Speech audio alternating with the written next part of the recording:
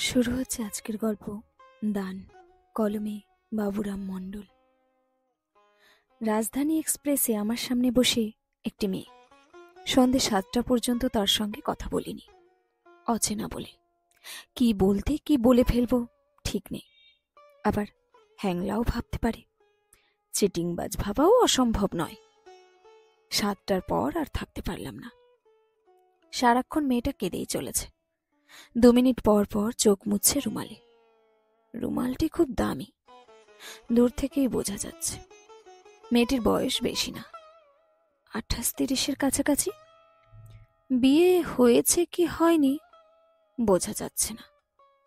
খুব সুন্দর একটি মেরুন রঙের টপ আর প্লাজো পরে আছে।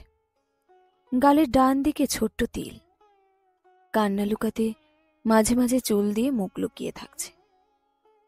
দুবার কেশে আবার গলা খাকারি দিয়ে বললাম, যদি কিছু মনে না করেন আপনার সঙ্গে দুটো কথা বলা যাবে? আমার নাম অনুপ। মেয়েটি চোখ তুলে চাইল, ডান হাতে চুল সরিয়ে দিল পিছনে। তারপর আরেকবার চোখ মুছে নাক মুছে খুব কষ্ট করে একটু হেসে বলল, কেন বলা যাবে না, বলুন না। না মানে, ট্রেনে উঠে থেকেই দেখছি আপনি কাঁদছেন, কেঁদেই চলেছেন। আপনার কান্না দেখে খুব কষ্ট হচ্ছে। কি হয়েছে একটু বলবেন, যদি অসুবিধা না থাকে? মেয়েটি অনেকক্ষণ আবার চুপ করে রইল। জানলা দিয়ে রাতের অন্ধকারের ছুটন্ত অদৃশ্য বস্তুগুলো দেখল।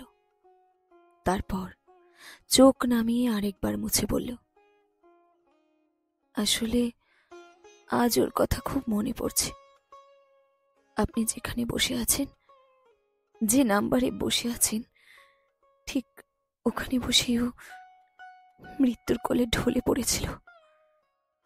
আমি এখন যেখানে বসে আছি, এখানে বসেই আমরা দিল্লি যাচ্ছিলাম। দুর্ভাগ্য, আজ 6 মাস পরে একই জায়গায় বসে আবার দিল্লি যাচ্ছি। যতবার জায়গাটা দেখছি ততবার চোখ ফেটে জল আসছে। সিট চেঞ্জ করার অনেক চেষ্টা করলাম, কেউ রাজি হলো না। কেন চেঞ্জ করতে চাইছি কাউকে বোঝাতেই পারলাম না, বলতেও পারলাম না। বুঝলাম মেয়েটি সদ্য স্বামীহারা, সম্ভবত খুব ভালোবাসত তাকে, নিশ্চিত গভীর ভালোবাসত, নইলে প্রকাশ্য ট্রেনে 6 মাস পর এভাবে কাঁদতে পারে না। কাঁদা সম্ভবই নয়। মেয়েটির কথা শুনে মনটা খারাপ হয়ে গেল। আমি যাচ্ছি বন্ধুর বিয়েতে দিল্লির দ্বারকা, আনন্দ করতে। পথে এমন একজনের সঙ্গে দেখা হবে ভাবিনি।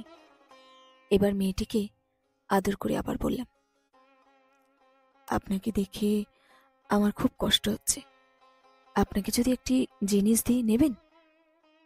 মেয়েটি এবার জোর করে হাসল। চোখে মুখে আগ্রহ ফুটে উঠল। আমার চোখে চোখ রেখে বলল, কি কি দেবেন? আমি চোখ নামিয়ে মাথা নিচু করে বললাম, আমার কাছে এই মুহূর্তে তেমন কিছু নেই, শুধু একটি বই আছে। ওটি নেবেন? মেয়েটি এবার খিলখিল করে হেসে উঠল। অবাক করে দিয়ে বলল, বই পড়ার অভ্যেস আমার একদম নেই, একদমই নেই। ক্লাসের বই ঠিক মতো পড়তাম না, শুধু শরৎচন্দ্রের 2-1টা লেখা পড়েছি। তারপর একটু দম নিয়ে আবার বলল, ঠিক আছে দিন, যখন বলছেন রেখে দেব। মনে খুব কষ্ট পেলেও বইটি আমি ওনাকে দিলাম আর বললাম, এখানে বইটি খুলবেন না।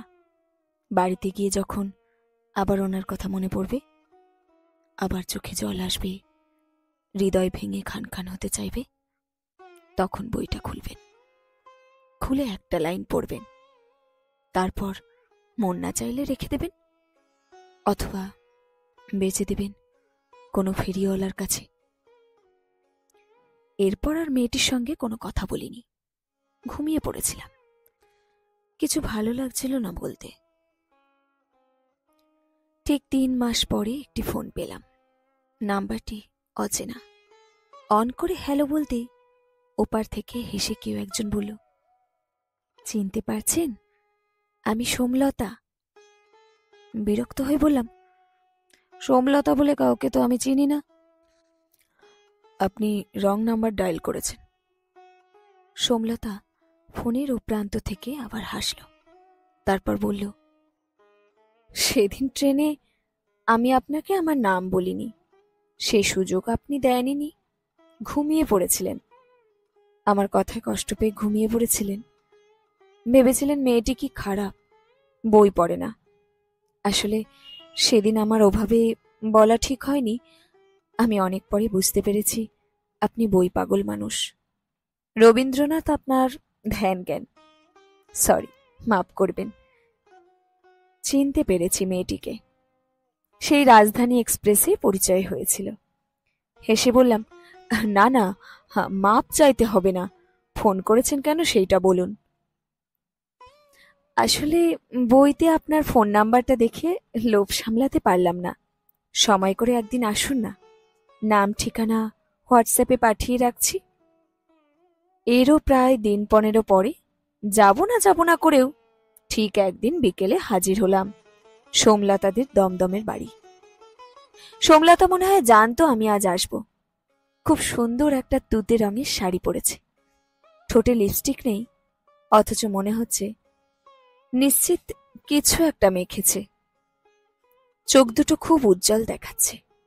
রোদে অর্ধমৃত গাছ হঠাৎ জল পেলে যেমন ডালপালা মেলে সবুজ হয়ে আকাশ পানে তাকিয়ে তাকিয়ে হাসে, ঠিক তেমন লাগছে ওকে। আমায় হঠাৎ দেখে অনেকক্ষণ তাকিয়ে রইল সোমলতা। আমি দূর থেকে বুঝতে পারছি ওর গাল বেয়ে জল পড়ছে, চোখ ফেটে জল পড়ছে, ঠোঁট কাঁপছে।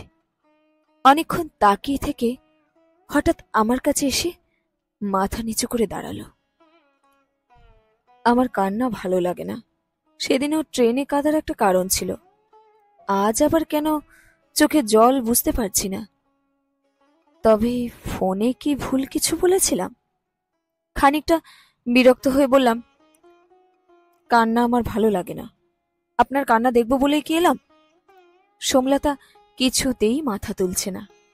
বুঝতে পারছি এখনো কেঁদে চলেছে। ওর দুঃখটা বুঝতে পারছি। ট্রেনে হঠাৎ হাজবেন্ডের মৃত্যু এখনো মেনে নিতে পারিনি। সেই ক্ষত রয়ে গেছে মনে। একেবারে অপরিচিত একটি মেয়ের সামনে এসে এভাবে দাঁড়ানোটা ঠিক হয়নি। আশেপাশের অথবা বাড়ির কেউ দেখলে খারাপ ভাবতে পারে।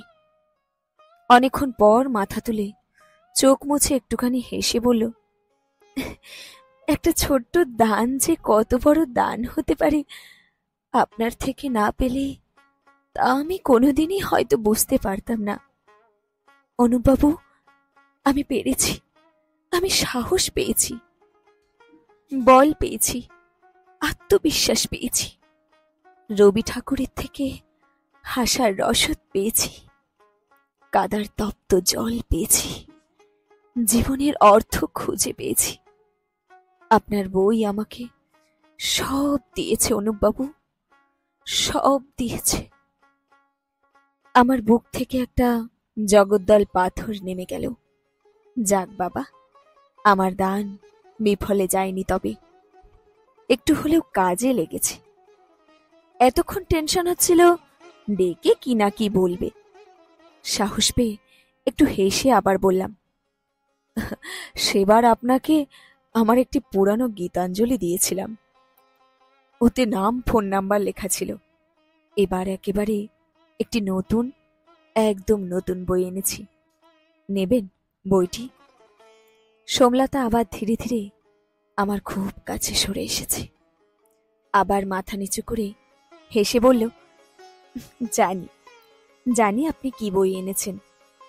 আগ্রহ নিয়ে জিজ্ঞেস করলাম, বলুন তো দেখি। ও এবার চোখ তুলে হাসল। তারপর আবার চোখের জলে গাল ভিজিয়ে ধীরে ধীরে বলল, গীতবিতান। শেষ হলো আজকের গল্প দান, কলমে বাবুরাম মণ্ডল। গল্পটি সংগৃহীত হয়েছে ফেসবুক পেজ নাম বাবুরামের গান ও গল্পের পাতা থেকে।